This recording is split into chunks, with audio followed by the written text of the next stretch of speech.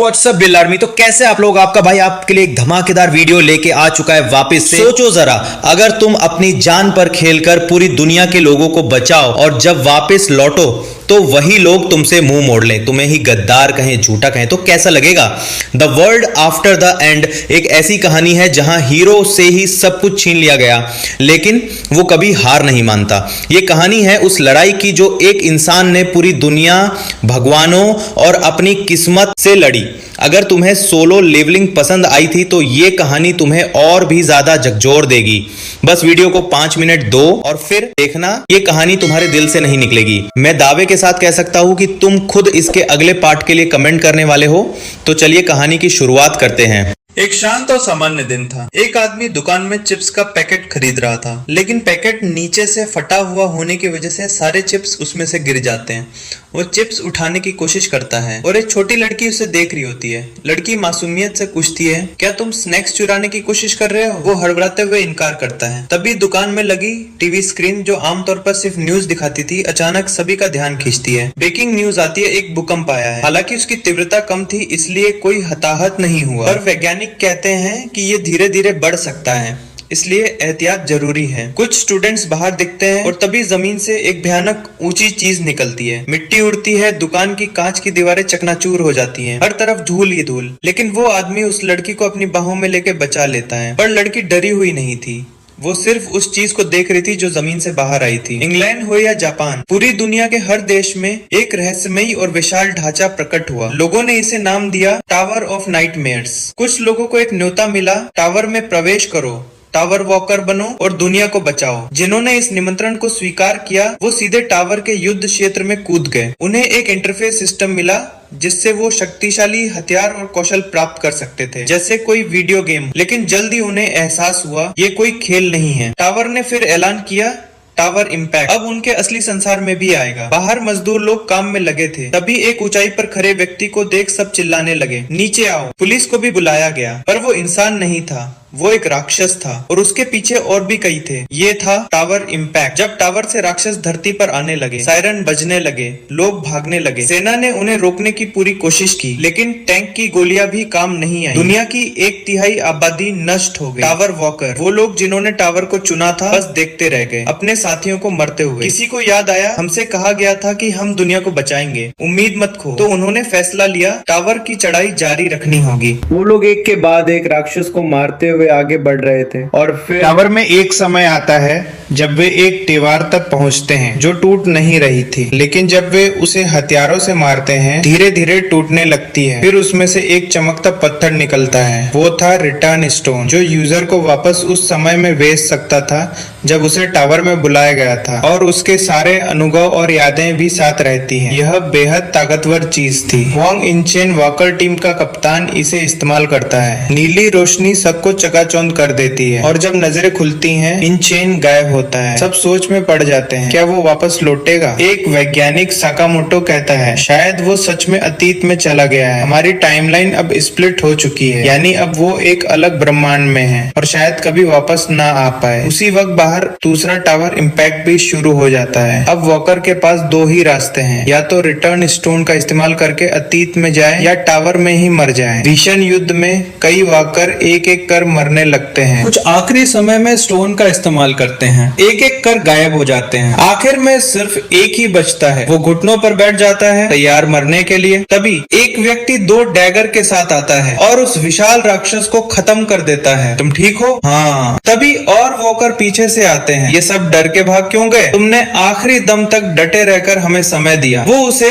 एक पत्थर देता है। ये लोग थे अंतिम उम्मीद, जो रिटर्न स्टोन से कभी ललचाए नहीं, मानवता की अंतिम रक्षा। पर एक दिन वो भी जमीन पर गिरे पड़े थे। एक वॉकर ने पूछा, ये सब इतना गलत कब हो गया? डैगर वाला साथी जे हुआन से कहता है, अब दोनों मिलकर राक्षस को खत्म करते हैं, शायद हम आखिरी मंजिल तक पहुंच सकते हैं। फिर मिलता है सप्रेसिंग ड्रैगन सॉर्ड, जो सूरज और चांद की ऊर्जा से भरी है। इसे 85वीं मंजिल के टाइगर घोष ने बनाया था, 1000 दिनों तक घिसकर। जे हुआन को लगता है हम आखिरी मंजिल तक पहुंच सकते हैं, पर 98वीं मंजिल पर सब बदल जाता है। लगभग सभी मर चुके हैं, बस जे हुआन बचा है। राक्षस उसे दीवार पर फेंक देता है। वो जानता है अब सब खत्म है, पर तभी यून हुआन पीछे से आता है और राक्षस को चोट पहुंचाता है। जे हुआन उठो, मैं अकेला नहीं जीत सकता। पर राक्षस बहुत तेज है और वो यून हुआन को अपने सींग से घायल कर देता है। जे हुआन चीखता है, पर अब बहुत देर हो चुकी थी। वो अपनी तलवार उठाता है और पूरा जोर लगाकर राक्षस को हरा देता है। जे हुआन युवान के पास आता है। वो युवान से कहता है हमें चलना चाहिए, लेकिन युवान की चोट बहुत गहरी होती है। वो पहले ही इस्तेमाल हो चुका एक रिटर्न स्टोन थामे होता है। वो माफी मांगता है और जेवन सोचता है कि इस टावर जैसी बेरहम जगह में भी ये लड़का कभी अपनी मुस्कान नहीं भूला। लोग उसे प्यार से स्माइल नाइट कहते थे, पर आज पहली बार उस स्माइल नाइट की मुस्कान गायब थी। जीवन उससे कहता है जाओ, इससे पहले कि मैं अपना मन बदल लूं। युवान चला जाता है, पर जिसके सहारे वो जा रहा था वह पत्थर रिटर्न स्टोन तो बहुत पुराना और बेकार हो चुका था। सीढ़ियों पे चलते हुए युवान जेवान को याद करता है, वो तो मेरी सोच से कहीं ज्यादा मजबूत निकला। वो सोचता है कि शायद इस नर्क जैसे टावर की चोटी तक पहुंचना मुमकिन है। आखिरी लम्हों में वो एक खिड़की के पास बैठ जाता है और कहता है अगर कोई है तो वो जेवान ही है। शायद इस दुनिया में अब भी थोड़ी उम्मीद बाकी है। और बस स्माइल नाइट की कहानी वहीं समाप्त हो जाती है। मतलब वो इस दुनिया को अलविदा कह देता है। जेवान एक दरवाजे के पास रुकता है। वो युवान को याद करता है कितना अच्छा दोस्त था वो, लेकिन फिर भी वो अपने कदम रोकता नहीं और आगे बढ़ता है 99वें फ्लोर की ओर। ये मंजिल बर्फीली जमीन जैसी थी और ठंडी हवाएं चल रही थी। वहाँ एक भयानक राक्षस था जिसके हमले रुकने का नाम नहीं ले रहे थे। राक्षस उसे उकसाता है, छोड़ दो, तुम्हारे लिए कोई उम्मीद नहीं बची। लेकिन जेहुआन पीछे नहीं हटता। वो नीचे छिप जाता है, जिससे राक्षस गुस्से में आ जाता है। ये लुका छुपी का खेल अब बंद करो। ये 99वां फ्लोर है जहाँ पिछले 10 साल से जेहुआन फंसा हुआ है। दरअसल टावर का समय और दुनिया का समय बहुत अलग होता है और इस फ्लोर का बॉस है आइस ड्रैगन वेल्किस। उसकी सांस इतनी जहरीली और ठंडी थी कि ठंड को झेलने वाला कवच भी जवाब दे जाए। अगर जेहुआन को पुराने वॉकरों का छोड़ा हुआ सामान ना मिला होता तो वो बहुत पहले मर चुका होता। उसे अब भी अफसोस है, काश मैं सोयुल को बचा पाता। उसकी यादें आज भी उसका पीछा नहीं छोड़ती। तभी उसे आवाज देता है एटोपोस का आखिरी ब्लैकस्मिथ जे। वो पूछता है तुम फिर 99वें फ्लोर पर लड़ने जा रहे हो? जेहुआन कहता है अब मैं उसे हरा सकता हूँ। जे उसे याद दिलाता है कि सप्लाई बहुत कम हो चुकी है। टावर में अब शायद ही कोई इंसान बचा हो। किसी को ये भी नहीं पता कि कौन सा साल चल रहा है। वो कहते हैं कि अब टावर में कोई नया समन भी नहीं होता। शायद धरती के सारे इंसान खत्म हो चुके हैं। जेहुआन को याद आता है पहली रिटर्न स्टोन जहाँ मिली थी वहाँ अजीब से निशान दीवार पर बने थे। क्या ये किसी और ने बनाए थे? अगर नहीं तो फिर किसने? जे कहता है दादी हाइलिन 2 दिन पहले गायब हो गई। टावर में उम्र नहीं बढ़ती, इसलिए कोई अगर गायब हो तो या तो वो पत्थर से अतीत में गया या मर गया। जेहुआन कहता है तुम मुझे ब्लैक स्मिथिंग सिखा दो। जे रुक जाता है और मुस्कुराता है। फिर जेहुआन वापस 99वें फ्लोर पर लौटता है। वेल्किस उसका स्वागत करता है। अब तो तुम भी इस लुका छुपी से बोर हो गए होगे। वो कहता है कोई इंसान कभी यहाँ तक नहीं आया। जेहुआन मुस्कुराता है, अजीब बात है, मुझे आखिरी बार मान्यता देने वाला कोई इंसान नहीं एक राक्षस है। फिर लड़ाई शुरू होती है। वेल्किस का हमला तेज होता है। जेवन की बाईं टांग और बाजू बन जाती है, लेकिन वो हार नहीं मानता। वो कहता है तुम जैसे प्राणी बहुत ज्यादा बोलते हो। वो फिर से हमला करता है। थ्रस्ट। जेवन ने कभी कोई दूसरी स्किल नहीं सीखी। उसने बस एक ही बार को पूर्णता की हद तक साधा, थ्रस्ट। उसके इसी एक हमले से 5 करोड़ से भी ज्यादा राक्षस मारे गए थे। अब उसका थ्रस्ट किसी गुप्त स्किल से कम नहीं था। लेकिन वेल्किस की त्वचा बहुत मजबूत थी। सैकड़ों बार वार करने के बाद भी बस मामूली खरोंच आई थी। तभी जेवन को एक रोशनी दिखाई देती है, वही जो उसने 98वें फ्लोर पर देखी थी। अब वो सारा बल एक ही वार में झोंक देता है। वार काम करता है। वेल्किस चौंक जाता है, लेकिन अभी भी वो जिंदा है और हवा में उड़ता हुआ कहता है बस अब सब खत्म कर दूंगा। जेवन जानता है अगर ये लड़ाई ऊपर से ही जारी रही तो उसके जीतने की कोई उम्मीद नहीं। वेल्किस फिर नीचे कूदता है और कहता है काश 10 इंसान और होते तुम्हारे जैसे तो शायद न मारा जा सकता था। काश मेरी जाति मेयर के पत्थर से धोखा ना खाती। जेवन हैरान हो जाता है, मेयर का पत्थर? लेकिन वेल्किस हमला करता है। जेवान किसी तरह बच जाता है और दरवाजे पर खड़ा सोचता है कि अगर वो पंजा बस छू भी जाता तो वो मर जाता। उसे मेयर स्टोन की बात याद आती है और वो सोचने लगता है कि वो चीज क्या है। ये युद्ध पूरे 5 साल तक चला, लेकिन आखिरकार वेल्किस गिर गया। सिस्टम जेवान को कई सारी उपलब्धियों के लिए बधाई देता है, लेकिन उसे ये पॉपअप्स परेशान करते हैं। वो वेल्किस से पूछता है कि मेयर स्टोन क्या है। वेल्किस कहता है कि उसे इसका जवाब पता है और वो सब कुछ जान जाएगा। आखिरी मंजिल पर वो आइस ड्रैगन तलवार गिराता है जिसमें उसकी सांस की शक्ति है। जवान उसे उठाता है और सोचता है कि यह तलवार जैसी दिखती ही नहीं। काले से तरल पदार्थ से एक दरवाजा खुलता है और जवान उसमें प्रवेश करता है। उसके ऊपर कुछ निशान उभरते हैं जो कहते हैं कंट्रोल रूम। अंदर जाकर वो कई मॉनिटर देखता है जो टावर की हर चीज दिखा रहे होते हैं, समनिंग ग्राउंड, एटोपोस, सब कुछ। तभी पीछे से एक आवाज आती है जो कहती है कि उसे उम्मीद नहीं थी कि वो सीधे यहाँ आ जाएगा। जवान हमला करने को तैयार होता है, लेकिन वो व्यक्ति कहता है कि घबराओ मत और उसे एक संदेश प्रसारित करना भूल गया था। तभी जवान के सामने एक सिस्टम मैसेज आता है, बधाई हो, वो वर्ल्ड 274 के ट्यूटोरियल गेम को पूरा करने वाला पहला व्यक्ति है। उसकी उपलब्धि को आकाशिक रिकॉर्ड्स में दर्ज किया गया, जिसे केवल ऑल माइटी लैंड के सम्राट ही देख सकते हैं। लेकिन जवान बाकी सब नजरअंदाज कर देता है, बस एक वाक्य पर अटक जाता है। ट्यूटोरियल उसकी पूरी दुनिया जैसे बिखर जाती है। वो व्यक्ति सामने आता है और कहता है कि ये उसके लिए बहुत बड़ा झटका रहा होगा, लेकिन वो उम्मीद करता है कि वो जल्दी उबर जाएगा, नहीं तो भावनाओं में डूब जाएगा। वो कहता है कि जवान ने इंसान होकर भी बहुत अच्छा किया है। तभी उसका ध्यान किसी और जाता है। जवान की भावनाओं का पानी अब साफ हो चुका है। जवान पूछता है कि वो कौन है। वो प्राणी माफी मांगता है और खुद को बीस्ट ट्रेन कहता है, टावर ऑफ नाइटमेयर्स का मास्टर। वो कहता है कि जवान ने 100वीं मंजिल तक अकेले पहुंचकर इतिहास रच दिया है। जवान पूछता है, अगर ये सब ट्यूटोरियल था तो असली खेल अभी शुरू नहीं हुआ। बीस्ट ट्रेन उसकी समझदारी की तारीफ करता है और कहता है कि वो कुछ दिखाना चाहता है। वह उंगली चटकाता है और एक बड़ा स्क्रीन सामने आता है जिसमें जवान की टावर में पहली एंट्री दिखाई जाती है। बीस्ट ट्रेन कहता है कि ये दृश्य बहुत भावुक है। वह खुद इन्हें देखकर रो चुका है। वह पूछता है जवान को कैसा लग रहा है, कोई पछतावा या गुस्सा। वह कहता है कि ये सब भावनाएं अब बेकार है, लेकिन फिर भी उसे एक मौका देगा।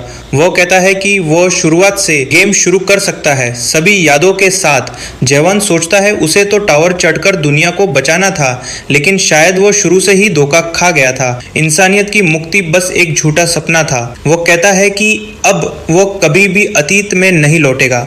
बीस्ट ट्रेन जोर से हंसता है और बस उसका मुंह ही रह जाता है। वो कहता है टावर या ऑलमाइटी लैंड में कोई भी वस्तु किसी को अतीत में नहीं बेच सकती। जवान कहता है कि टावर में रिटर्न स्टोन थी और तभी उसे एहसास होता है वही मेयर स्टोन थी। बीस्ट ट्रेन पुष्टि करता है, मेयर स्टोन अतीत में नहीं बेचती, बस एक सपना दिखाती है। 77वीं मंजिल तक तो उन्हें समझ ही नहीं आया कि इंसान अतीत से इतना क्यों जुड़ा हुआ है। जवान मानता है कि हाँ, इंसान ऐसा ही है। बीस्ट ट्रेन कहता है कि अब असली गेम शुरू होना चाहिए, एक नया गेम प्लस। वो भरोसा करता है कि जवान सही फैसला करेगा, लेकिन जवान तुरंत ना दबा देता है। बीस्ट ट्रेन चौंक जाता है। जवान कहता है कि अब वो जान चुका है कि टावर असल में क्या है। एक आइटम टैब खुलता है। टावर को स्ट्रॉन्ग होल्ड ऑफ रिग्रेट्स कहा जाता है, मेयर मुलर की दूसरी रचना। वह कहता है कि अगर ये मेयर का सपना है तो अब वो उसे ढूंढ निकालेगा और अगले फ्लोर पर जाएगा। बीस्ट ट्रेन कहता है अगला फ्लोर तो है ही नहीं। जवान उस पर विश्वास नहीं करता। बीस्ट ट्रेन सोचता है कि शायद जवान को रिवॉर्ड छोटा लग रहा है। तभी जवान उसकी गर्दन में तलवार घुसेड़ देता है। उसका सिर कट जाता है और वो पूछता है तुझे क्या चाहिए, कोई आइटम, कोई स्किल। जवान कहता है उसे कुछ नहीं चाहिए। बीस्ट ट्रेन सिर बनाते हुए पूछता है क्या तू वाकई अपनी असली दुनिया में नहीं जाना चाहता। वो कहता है असली दुनिया में कोई टावर इम्पैक्ट नहीं हुआ। बीस्ट ट्रेन कहता है अभी सबसे जरूरी चीज तो दिखाई ही नहीं। वो फिर उंगली चटकाता है और वे एक हॉस्पिटल में पहुंचते हैं जहां सारे जागे हुए लोग कोमा में पड़े हैं, जवान भी। वो हैरान होकर पूछता है क्या ये वाकई मैं हूँ। बीस्ट ट्रेन कहता है असली दुनिया में बस 1 महीना बीता है, जबकि टावर में दशकों, और वो दोबारा उसे जीत नहीं सकेगा। एक इंसान और एक ड्रैगन के बीच बड़ा फर्क है। जवान मुस्कुराता है और कहता है एक ड्रैगन, मैं पहले भी एक को हरा चुका हूँ। बीस्ट ट्रेन उसकी हिम्मत को बदतमीजी समझता है और एक लंबी लड़ाई शुरू हो जाती है। बहुत बाद में वो जेई की दुकान में आता है जो नजर नहीं आता। वो तलवार बना रहा है, सोचता है ये 72वां प्रयास था। वो हर दिन लड़ता है लेकिन बीस्टेन एक निशान तक नहीं लगने देता। शायद बीस्टेन उसे जानबूझकर जिंदा रख रहा है। जेवान सोचता है चाहे जितने साल लगे वो उसे हरा कर रहेगा। बीस्टेन मॉनिटर पर उसे देखता है और सोचता है यह बहुत कीमती प्रोडक्ट है। वो एक प्रोफेशनल कल्टीवेटर है जो उत्पाद को ऑलमाइटी लैंड के लायक बनाता है। उसे फिर से तैयार करना होगा एक सेकेंडरी कल्टीवेशन के जरिए, लेकिन ये उत्पाद आगे बढ़ने से इनकार कर रहा है। क्या उसे मार ही दिया जाए? लेकिन आत्मा नष्ट नहीं होती और अगर गलती हुई तो हार्वेस्टर गुस्सा हो जाएंगे। इसलिए उसे एक बेदाग हीरे की तरह तैयार करना होगा और बेचने के लिए तैयार करना होगा। आखिरकार वो एक हाई रैंकिंग डेमन है और उसे टावर का कर्ज भी चुकाना है। ये लड़का कुछ ज्यादा ही खास है, यहाँ तक कि वे देवता जो कभी राक्षसों से सौदा नहीं करते, उन्होंने भी इससे संपर्क किया है। अगली लड़ाई में वो उससे ईमानदारी से पूछता है, तुम सच में क्या चाहते? क्या तुम्हें ये छोटा सा खेल खेलते खेलते थकान नहीं होती? अगर तुम मेरी बात सुनो और असली खेल शुरू करो तो तुम्हें इसके नतीजे भी पसंद आएंगे। तो अब इतनी जिद क्यों? वो एक विशाल बर्फीली दीवार खड़ी करता है और जे हुआन के पीछे पहुंच जाता। जे हुआन कुछ कर पाता उससे पहले ही बीस्टेन उसे दीवार में जोर से पटक देता। अब उसका सब्र टूट चुका है। वो किसी भी हालत में चाहता है कि अगला असली खेल शुरू हो। वो जे हुआन को गुप्त शक्तियां और आइटम्स तक देने को तैयार है। फिर भी वो जानना चाहता है कि आखिर क्यों जे हुआन इस बेमतलब से खेल को जारी रखना चाहता है। जे हुआन कहता है कि वो उसे शिकार करेगा और अगली मंजिल तक जाएगा। बीस्टेन पागल हो उठता है। आखिर मुझे तुम्हें असली खेल में शामिल करने के लिए और क्या करना होगा? शायद यही वो पल था जिसका इंतजार था। अब वो इसका इस्तेमाल कर सकता है। उसे इससे एक बात पूछनी है। वे दोनों एक मेज पर बैठते हैं। बीस्टेन उम्मीद करता है कि जे हुआन ज्यादा चौंकेगा नहीं। वो कहता है कि उसका ब्रह्मांड सिर्फ एक ही आयाम से नहीं बना है। जे हुआन कहता है कि उसे पहले से ही पता था, क्योंकि पृथ्वी पर भी समानांतर ब्रह्मांड और मल्टीवर्स की बातें आम है। बीस्टेन आगे समझाता है, एक मुख्य आयाम है जिसे ऑलमाइटी लैंड कहते हैं, जहां से अनगिनत वैकल्पिक दुनिया निकलती हैं। पृथ्वी उन अनगिनत ब्रांचों में से एक है जिसे वे 294वीं दुनिया कहते हैं। टावर ऑफ नाइटमेयर्स में जहां वे अभी हैं, वॉकर अपने लिए शक्तियां और वस्तुएं कमा सकते हैं। अपनी स्टेटस पर काम करते हुए वे ऑलमाइटी लैंड की प्रणाली के साथ तालमेल बिठाते हैं और उन्हें किसी दूसरी नई दुनिया में जाने का अवसर मिल सकता है। जहां तक बात है राक्षसों की, जैसे बीस्टेन, उनका काम है इस खेल को सपोर्ट करना। जे हुआन एक सीधा सवाल करता है, तुम ये सब कर ही क्यों रहे हो? बीस्टेन मुस्कुरा देता है। वो कहता है, मुझे नहीं लगता कि तुम सच में यही जानना चाहते हो। वो एक बार फिर उंगली चटकाता है और सोचता है, जे हुआन असल में जानना चाहता है कि इतनी सारी दुनिया में से टावर ऑफ नाइटमेयर्स उसकी दुनिया में ही क्यों आया, है ना? यही सवाल है। उसकी मुस्कान और फैल जाती है। वो कहता है, तुम्हारी दुनिया तो बस यूं ही किस्मत से चुनी गई थी। जे हुआन गुस्से में कहता है, बस करो ये सब बकवास। मेरा असली सवाल यह है, तुम जैसा कोई इस टावर को चला कैसे रहा है? बीस्टेन थोड़ा चौंकता है। वो बात को घुमाने की कोशिश करता है, ये तो बस हमारी नस्ल का स्वैच्छिक काम है। लेकिन ऐसा लगता है कि जे हुआन को उस पर जरा भी भरोसा नहीं। बीस्टेन कहता है, राक्षस वाकई में ऐसे काम करना पसंद करते हैं। कई राक्षस हैं जो अलग अलग ग्रहों पर खास वॉकरों पर नजर रखते हैं और राक्षस आपस में भी साथ रहते हैं। लेकिन अब हार्वेस्टर्स का सब्र टूट गया है। वे अब जोर डाल रहे हैं कि ये सब जल्दी खत्म किया जाए। वो आखिरी बार जे हुआन को मनाने की कोशिश करता है, लेकिन जे हुआन एक शब्द भी नहीं मानता। अब तो वो खुद भी हार्वेस्टर्स के संदेशों को पढ़ने में सक्षम हो चुका है। वो अपनी स्टेटस विंडो की तरफ देखता है। उसके सारे आंकड़े अब अधिकतम हो चुके हैं। फिर भी वो बीस्टेन को हराने में असफल हो रहा है। क्या इंसानों को इस सिस्टम में सचमुच कुछ नहीं समझा जाता? तभी उसे सीने में कुछ महसूस होता है। वो आगे देखता है और बर्फ के भीतर एक चमकती रोशनी दिखाई देती है। वो हाथ बढ़ाता है और उसे छूता है। वो रोशनी कणों के रूप में होती है, कभी महीन बारीकियों की तरह तो कभी शक्कर जैसे कठोर टुकड़ों की तरह। हर बार उनका रूप बदलता है और वो समझ जाता है ये दुनिया का सार है। कोई भी रूप हो, जे हुआन अब उन्हें अपनी प्राकृतिक समझ से जानने लगा है। अब समझ में आता है कि वो मोनाक्स के संदेशों को क्यों पढ़ पाता है। वो पूछता है, ये मोनाक्स कौन है? बीस्टेन खुश होकर कहता है, मोनाक्स ही है जो ऑलमाइटी लैंड पर शासन करते हैं। जो खिलाड़ी खेल को पूरा करते हैं उन्हें उनके समूहों में शामिल होने का निमंत्रण दिया जाता है। जे हुआन पूछता है, अगर मैं उनके साथ मिल जाऊं तो क्या होगा? बीस्टेन कहता है, तुम जिस मोनार्क को चुनोगे तुम्हारा भविष्य उसी के अनुसार बदल जाएगा। अगर तुम मेरी सलाह मानो और मेरे कहे अनुसार चलो तो मैं, महान बीस्टेन, एक राक्षस के रूप में यह वचन देता हूं कि मैं अपनी पूरी ताकत लगाकर तुम्हें एक महान मोनार्क के अधीन पहुंचा दूंगा। लेकिन ये सब तभी होगा अगर तुम असली खेल में भाग लेने के लिए तैयार हो। जे हुआन हंसकर कहता है, तुम तो ऐसे बोल रहे हो जैसे कोई बीमा पॉलिसी बेच रहे हो। फिर कहता है, ठीक है, हम तुम्हारी बात मानेंगे। सिर्फ 10 दिन बाद मैं इस जगह को छोड़ दूंगा। 9 दिन बाद जेवान अपनी वार टेक्निक का अभ्यास करता रहता है, जबकि बीस्टेन बस इस उबाऊ नजारे को देखता रहता है। लेकिन उसे बस एक दिन और सब्र करना है, फिर वह उन घटिया लोगों से बदला ले सकेगा जिन्होंने उसे इस टावर से धोखा दिया। अगर उसे शुरू में धोखा ना मिला होता तो ये सब झेलना ही नहीं पड़ता। जो टावर उसने खरीदा था वो सिर्फ पहली पीढ़ी का प्राचीन मॉडल था, इतना पुराना कि उसकी सही उम्र भी कोई नहीं बता सकता। उन घटिया मारेज ने उसे ऐसे बेचा जैसे वो बहुत बढ़िया सौदा हो। अगर वो तीसरी पीढ़ी का टावर होता तो उसमें यह सुविधा होती कि वह बिना नुकसान पहुंचाए ट्यूटोरियल को जब चाहे खत्म कर सकता। लेकिन अब उसे प्रोडक्ट की अनुमति के बिना कुछ भी खत्म नहीं कर सकता, क्योंकि ये टावर फेयर एंड स्क्वायर है। पर वो करता भी क्या? शायद गरीब होना ही सबसे बड़ा गुनाह है। उसे बस उम्मीद है कि कल ये डरावना सपना खत्म हो जाएगा। अगले दिन बीस्टेन उसे कई टिप्स और सारांश देता है कि आगे क्या होने वाला है, और फिर एक बार फिर स्क्रीन पर ट्यूटोरियल गेम को खत्म करने का संदेश आता है। बीस्टेन पूछता है क्या उसने सब याद कर लिया, और जेवान हाँ में जवाब देता है। अब उसे बस हाँ वाला बटन दबाना है। बीस्टेन इस दिन का काफी समय से इंतजार कर रहा था, इसलिए वह खुशी के मारे एक आंसू बहा देता है। तभी जेवान एक बार फिर उस पर हमला करता है। बीस्टेन गुस्से में पूछता है कि ये सब क्या कर रहा है, लेकिन अब तक तो उसे जवाब समझ ही जाना चाहिए था। जेवान उसे शिकार बना रहा है। अब जब वो पार्टिकल्स को महसूस कर सकता है, उसकी वार तकनीक अस्थिर हो गई है, क्योंकि हर बार जब वह वार करता है उसे एक अजीब सी बेचैनी होती है। ऐसा लग रहा था जैसे उसकी कोई इंद्रिय जाग उठी हो। वह बीस्टेन पर बहुत जोर से और तेजी से हमला करता है। क्या यह जीवित होने का एहसास है? बाद में 90वें फ्लोर पर, जो एक तरह का प्रजनन केंद्र था, बीस्टेन कहता है कि उसने जेवान जैसा कोई पहले कभी नहीं देखा। अगर चीजें पहले से ही ऐसी होती तो दोनों के लिए आसान होता, है ना? जेवान पूछता है कि अब वह क्या प्लान बना रहा है, क्योंकि बिना उसकी सहमति के तो ट्यूटोरियल खत्म नहीं हो सकता, है ना? बीस्टेन मानता है कि बात सही है,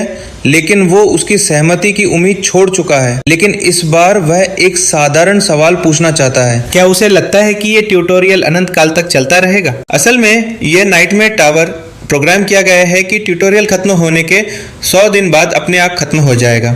इसलिए उसे बस यही करना है कि जय भगवान को बांधे रखे और मुख्य गेम शुरू होने तक इंतजार करे। जय भगवान कहता है कि ऑलमाइटी लैंड में लोग उसे जेंटलमैन ऑफ कैजुअलमेंट कहते हैं, है ना? वह 784 सालों से जी रहा है और 128 दुनियाओं का चक्कर लगा चुका है, बस यही घटिया प्रयोग करने के लिए उन जातियों पर जो शांति से जी रही थी। बीस्टेन पूछने की कोशिश करता है कि उसे ये सब कैसे पता, लेकिन जे हवान उसे बीच में रोक देता है और कहता है कि वह उसे जेट ब्लैक मोनट नाम के हार्वेस्टर को सौंपने की सोच रहा था। अब बीस्टेन के पसीने छूटने लगते हैं और वह पूछता है कि आखिर वह है कौन सी चीज है वो? वही पुरस्कार जिसे वह इतने सालों से पाल रहा था? अब नहीं। वह अपनी बेड़ियों को बहुत आसानी से तोड़ देता है और बाज की तरह बीस्टेन पर टूट पड़ता है। अब बीस्टेन बस डर गया है और जे होवान को पीछे हटने को कहता है। किसी तरह वह जे होवान को चोट पहुंचा देता है, लेकिन जब वह उसकी ओर देखता है तो अपनी आंखों पर विश्वास नहीं कर पाता, क्योंकि जे होवान के हाथ में है ओवरलोड अडेप्टर। टावर के 100वें फ्लोर पर पहुंचने के अगले ही दिन उसे कई संदेह होने लगे थे। दुनिया की आत्मा जैसे फटने को तैयार थी और तभी ये फुसफुसाहट शुरू हुई। इन सभी संदेहों के अंत में वह उस स्थिति तक पहुंच गया जहां वह अब किसी चीज पर संदेह नहीं करता। उसने समझ को ही चीर डाला। बीस्टेन उसकी ताकत से हैरान रह जाता है और लिंक को तोड़ देता है, जिससे अस्थायी सीमाएं हट जाती हैं, असली ताकत सामने आती है। वह कहता है कि अब वह उस पर दया नहीं करेगा और चाहे जे होवान ने कितनी ही तेजी से ट्यूटोरियल के बाद खुद को ढाल लिया हो, इंसानों की सीमाएं होती हैं, वह उससे जीत नहीं सकता महान बीस्टेन से। जे होवान सोचता है कि क्या यही उसका अंत है? काउंट लगातार बढ़ रहा है, वे एक दूसरे पर वार करते रहते हैं। बीस्टेन कहता है कि अंततः किसी न किसी तरह उसे गेम में भाग लेना ही होगा, तो ये सब करके जे होवान ही खुद को नुकसान पहुंचा रहा है। काउंट अपने अंतिम स्तर पर पहुंचता है और जे होवान की आंखों में एक पीली रोशनी दिखाई देती है। फिर वही अवसर की धरती, वही जो उसे कई बार मदद कर चुकी है, फिर से उभरती है। वो तेजी से दौड़ता है और बीस्टेन हैरान रह जाता है। ये अब कोई साधारण अनुकूलन नहीं रहा, वो ये सब कैसे कर पा रहा है? जे होवान उसे बहुत जोर से मारता है और एक आखिरी बार सुनने को कहता है। इंसान कोई खिलौना नहीं जिसे खेला जाए, कोई चीज नहीं जिसे इस्तेमाल करके फेंक दिया जाए, कोई प्रोडक्ट नहीं जिसे बेचा जाए। अब वह उनके बनाए रास्तों पर नहीं चलेगा, वह इस जगह को तबाह करेगा और अगली मंजिल पर जाएगा, फिर अगली पर, जब तक उनके परफेक्ट वर्ल्ड को पूरी तरह तबाह ना कर दे। अब बीस्टेन उससे विनती करता है कि ये सब बंद कर दे, कोई अगला स्तर है ही नहीं। लेकिन जेहोन कहता है कि ऐसा नहीं है, उन्होंने उसे यूं ही नहीं बुलाया था। टावर की अलग अलग मंजिलों पर जो चित्र बने हैं वो किसी कलाकार और उसकी पीड़ा के हैं। उसने 47वीं मंजिल पर एक पढ़ा था जिसमें लिखा था कि नाइटमेयर टावर बस पहले डीमन का एक नकली संस्करण है, इल्यूजन ट्री के सबसे ऊपर की शाखा। वो लगभग यकीन से कह सकता है कि ये चित्र मल्लार्क ने बनाए थे, जो इस टावर का रचयिता था। अगर ये सच में इल्यूजन ट्री की जड़ है तो इसका एक तना भी होना चाहिए, इसलिए अगर वो छत तोड़ दे तो उसे कुछ तो मिलेगा। वह ऐसा ही करने की कोशिश करता है। ईस्ट ट्रेंट चिल्लाता है क्योंकि उसका टावर चूर चूर हो रहा है। सिस्टम चीजों को सही रास्ते पर लाने की कोशिश करता है लेकिन कुछ नहीं कर पाता, इसलिए यह घोषणा करता है कि मुख्य गेम क्लियर नहीं हुआ, लेकिन ट्यूटोरियल गेम समाप्त हो गया है। जेहोन अब एक जंगल जैसे स्थान पर पहुंचता है और कहता है कि इतने सालों के बाद आखिरकार उसने इसे पा लिया। अजीब से कुत्ते जैसे जानवर उसे घेर लेते हैं और उसका मांस खाने को तैयार हैं। एक जानवर उस पर झपटता है लेकिन जेहोन एक साधारण वार से ही उसे खत्म कर देता है। तभी एक और विशाल जानवर आता है जो पहले वाले जैसा ही दिखता है। जेहोन सोचता है कि इस पर एक साधारण वार से काम नहीं चलेगा। जेहोन उसे बहुत जोर से मारता है और उसे वहीं मार गिराता है। वह उसके सींग निकालता है और देखता है कि यहाँ के राक्षस काफ़ी कमज़ोर हैं। तभी उसे कुछ आवाज़ें सुनाई देती हैं और जब वह देखता है तो कुछ हरे प्राणी नजर आते हैं जो नाराज लगते हैं। वह सोचता है कि सवाल का इस्तेमाल करने के बाद भी वह उनकी भाषा नहीं समझ पा रहा। वह सींगों की ओर इशारों करता है और कहता है कि अगर उन्हें चाहिए तो उसे जानकारी के बदले सौदा करना होगा, लेकिन वे दोस्ताना नहीं है। एक तो उस पर कई बार वार करता है, उसे वो काफी परेशान करने वाले लगते हैं, इसलिए कुछ ही समय में वह सबको मार देता है, लेकिन एक को वह जिंदा छोड़ देता है क्योंकि उससे उसे कुछ सवाल पूछने हैं। पहला सवाल, यह जगह कौन सी है? लेकिन वह जवाब नहीं देता। जेवान उसकी एंटीना खींचता है और कहता है कि ऐसा बोल जिससे मैं समझ सकूं। वह प्राणी कहता है कि वह मर जाएगा और अपनी जीभ काट लेता है। जेवान सोचता है कि ये भले ही कमजोर लगते हों लेकिन इनका हौसला काफी मजबूत है। वह उसकी एंटीना जमीन में गाड़ देता है और उनके सामान को टटोलता है। उसे एक छोटा सा डायमेंशनल पाउच मिलता है जिसमें 2 क्यूबिक मीटर स्टोरेज है। वह सोचता है कि यह एक इन्वेंट्री जैसा है। टावर से बाहर निकलने के बाद से वह सिस्टम से ठीक से जुड़ नहीं पाया है। वह सोचता था कि दूसरी दुनिया की इंटरफेस सिस्टम का उपयोग कर पाएगा, लेकिन लगता है बी स्ट्रेन ने फिर से उसे धोखा दिया।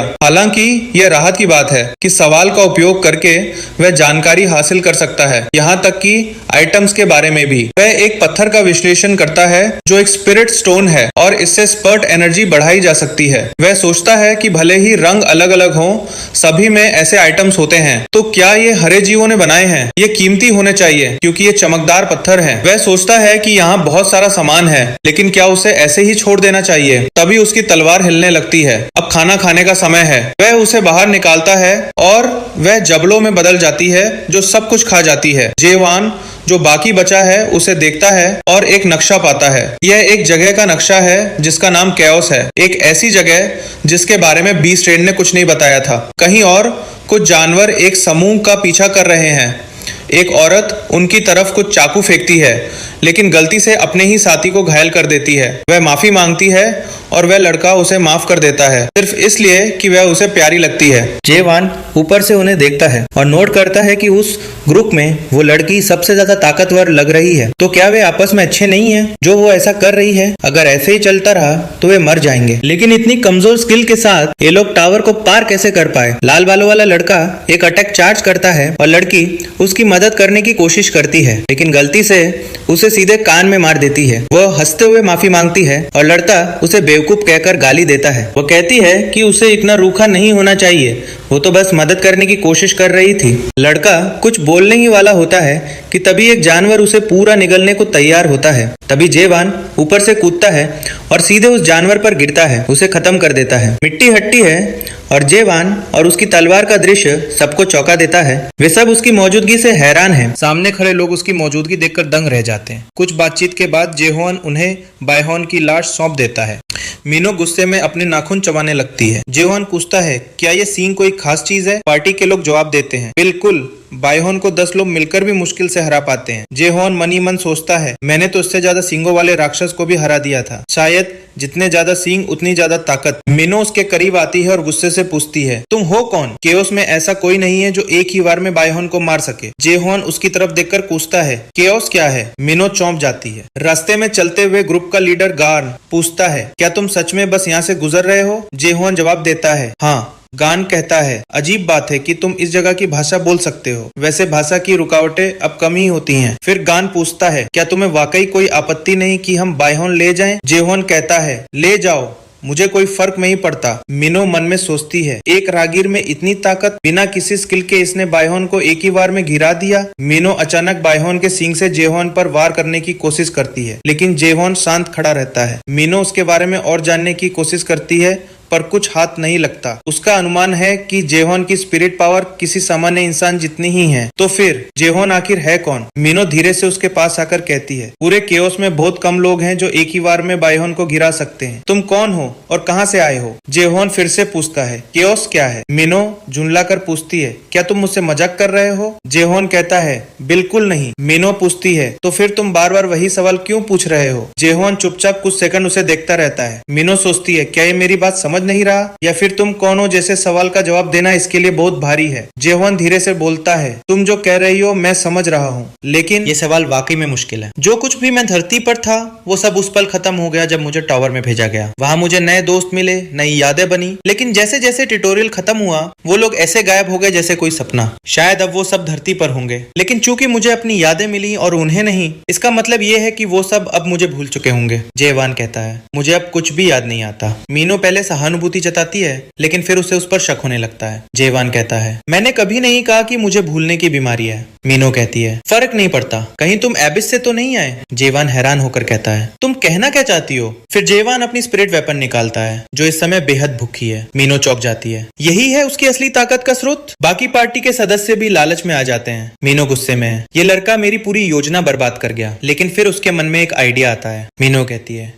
ठीक है, अब मैं तुम्हारी पहचान नहीं पूछूंगी, लेकिन बदले में एक प्रस्ताव है, क्या तुम सुनना चाहोगे? इसके बाद मीनो खुद का नाम बताती है और केओस की बुनियादी जानकारी देती है। वो बताती है कि उनकी पार्टी रेड फॉक्स नाम की एक खतरनाक क्लैन से है। मीनो साफ कहती है, ये सब लोग बुरे हैं, जल्द ही ये तुम्हें धोखा देंगे। रात होती है। गान कहता है, अंधेरे में चलना खतरनाक होगा, हमें यहीं रुकना चाहिए। सब लोग कैंप लगा लेते हैं। जेवान सोचता है, मैप के हिसाब से गांव पास ही होना चाहिए। वो कॉम्प्रिहेंशन की दूसरी अवस्था का इस्तेमाल करता है और सुनता है कि पार्टी के लोग उसके खिलाफ साजिश कर रहे हैं। उन्हें लगता है कि जेवान नॉन अडेप्टर है और सिर्फ उसकी तलवार ने उसकी लड़ाइयां लड़ी हैं। उन्हें नहीं पता कि वो तलवार इल्यूजन ट्री की जड़ से निकली है। जेवान मनी मन सोचता है, अगर इन्हें ये सच पता चल जाए तो डर के मारे कांप उठेंगे। अगली सुबह जैसे ही पार्टी निकलती है, मीनो कहती है, अपनी स्पिरिट वेपन साथ रखो। जेवान जवाब देता है, मैंने वो किसी को दे दी थी जो रात में पहरे पर था। मीनो गुस्से में बोलती है, तुम जितने ताकतवर हो उतने ही बेवकूफ भी। पार्टी अचानक उन्हें चारों तरफ से घेर लेती है। गान कहता है, तुम मूर्ख हो, अब कुछ नहीं कर सकते। मीनो पूछती है, क्या तुम वाकई में आज रात ज्यादा खून देखना चाहते हो? जेवान हल्की मुस्कान के साथ कहता है, अब असली खेल शुरू होगा। जब हमलावर दौड़ते हैं, मीनो 2 चाकू फेंकती है जो सीधे दुश्मनों के सिर में लगते हैं। वो एक पर किक मारती है और फिर एक और चाकू से बाकी को खत्म कर देती है। मीनो कहती है, माफ करना, आज मैं काफी गुस्से में हूँ। अब से जो तुमने किया है वो सब तुम्हारे साथ होगा। गान चिल्लाता है, मुझे तभी शक हुआ तब तू जानबूझकर राक्षसों को हमारी ओर खींच रही थी। तू वही है, मौत की जादूगरनी, विच ऑफ मैसेकर। मीनो कहती है, तुम जैसे हत्यारों को केओस में बहुत लोग खत्म करना चाहते हैं। गान स्पिरिट वेपन निकालकर हमला करता है। मीनो कहती है, तुम सिर्फ डर की वजह से हथियार पकड़ते हो। वो महसूस करती है कि उनके चारों तरफ 40 से ज्यादा स्टेज 1 एडेप्टर मौजूद हैं। गान कहता है, एक तरफ मौत की जादूगरनी, दूसरी तरफ वो लड़का जिसने बायहोन को एक बार में मारा। इतने लोग बुलाना तो जरूरी था। तभी आता है क्लाइंट, रेड फॉक्स का मास्टर, जिसे ब्लैक फॉक्स कहा जाता है, स्टेज 3 एडेप्टर। क्लाइंट कहता है, तुम्हें गर्व होना चाहिए कि आधी रेड फॉक्स क्लाइंट तुम्हारे लिए यहाँ है। मीनो कहती है, वाह, आजकल तुम फुर्सत में लगते हो। वो सोचती है, अगर मैं अकेले लड़ी तो शायद जीत सकती हूँ। मीनो जेवान से कहती है, मैं तुम्हारी रक्षा नहीं कर पाऊंगी। ये लो रिटर्न स्टोन, इससे तुम पास के किले पहुंच सकते हो। जेवान पूछता है, अगर तुम्हें अतीत में लौटने का मौका मिले तो क्या तुम जाओगी?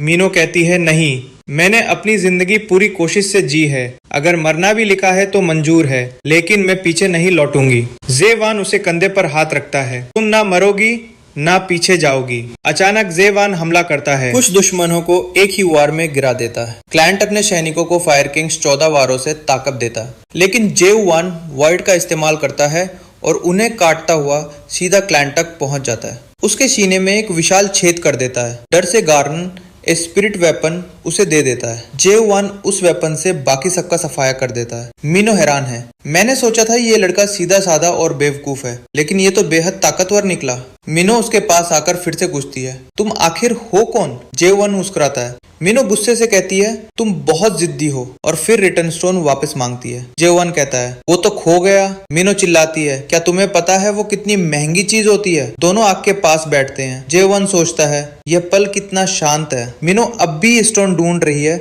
और बड़बड़ाती है, मैंने इसे इस मूर्ख इंसान को क्यों दे दिया? जेवान सोचता है, शायद उसे शुरू से पता था कि मैं इंसान हूँ। मीनो कहती है, क्या मजाक है?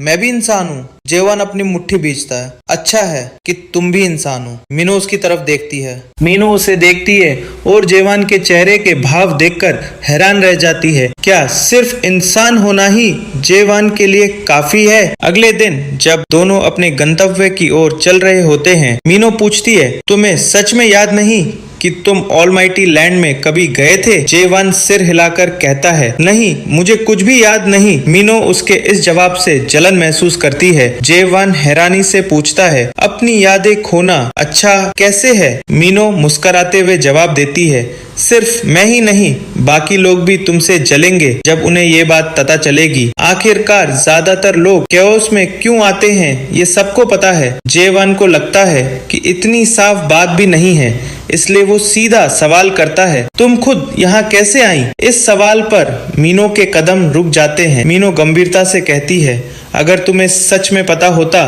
कि तुम क्या पूछ रहे हो तो तुम्हें इसका बहुत पछतावा होता। कुछ देर बाद दोनों गॉर्गन फोर्ट्रेस के सामने पहुंचते हैं। जेवान चारों ओर नजर दौड़ाता है और नोटिस करता है कि यहाँ एक समनिंग ग्राउंड जैसा कुछ है, बिल्कुल वैसा ही जैसा ट्यूटोरियल के पहले स्तर पर था। तभी अचानक बहुत सारे लोग वहाँ प्रकट होते हैं। सब चिल्ला रहे हैं जैसे या तो मरने वाले हों या पहले ही मर चुके हों। जेवान अच्छी तरह जानता है कि ये लोग ऐसे डरावने भाव क्यों बना रहे हैं। मीनो कहती है, इस बार भी काफी लोग आए हैं, अब तो तुम्हें समझ जाना चाहिए कि लोग कैओस में कैसे पहुंचते हैं। मीनो आगे समझाती है, यहाँ किसी से भी ये सवाल मत करना, ये मृतकों की दुनिया है। अगर कोई ऑलमाइटी लैंड में मरता है तो वो यहाँ आता है, और अगर कोई यहाँ मरता है तो उसका शरीर इल्यूजन ट्री का पोषण बन जाता है। थोड़ी ही देर में कुछ गार्ड बाहर निकलते हैं। उनके कमांडर जोर से कहते हैं, सभी लोग लाइन में खड़े हो जाएं, आप लोगों को कंबल दिए जाएंगे। कमांडर उनका ध्यान रखते हैं। मीनो मुस्कुराते हुए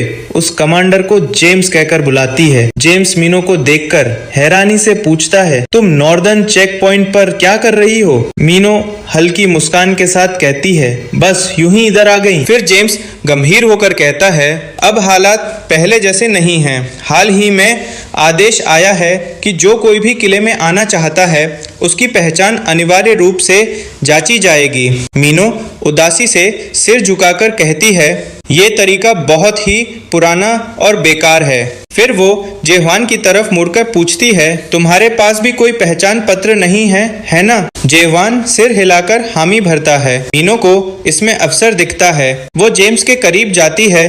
मीनो शर्मिंदगी से कहती है, माफ करना, मेरे पास पहचान पत्र नहीं है, लेकिन ये काम आ सकता है क्या? जेम्स सींग देखकर तुरंत कहता है, ठीक है, तुम जा सकती हो। जेम्स फिर जेवान से भी पहचान पत्र मांगता है। जेवान के पास भी कुछ नहीं है। मीनो हरकत में आती है।